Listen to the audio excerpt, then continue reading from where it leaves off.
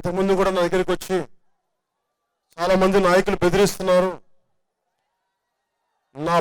మీ పేరు మీద పార్టీ పచ్చబొట్టు పెడితే బెదిరిస్తున్నారు.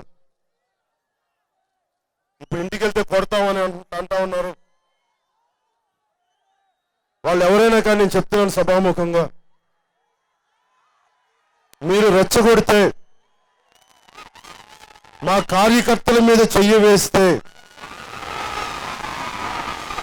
మీరు గూండాలు కావచ్చేమో, ఏ స్థాయి నాయకులు కావచ్చేమో, కానీ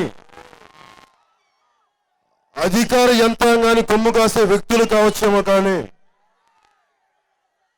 నేను పల్నాడులో పుట్టాను మర్చిపోకండి. మా వాళ్ళ మీద కానీ, ఈ అబ్బాయి మీద కానీ, ఫయాజ్ మీద కానీ ఎవరైనా చెయ్య వేస్తే, ఫయాజ్ మీద కానీ చెయ్య వేస్తే తోలు తీసేస్తాను జాగ్రత్త.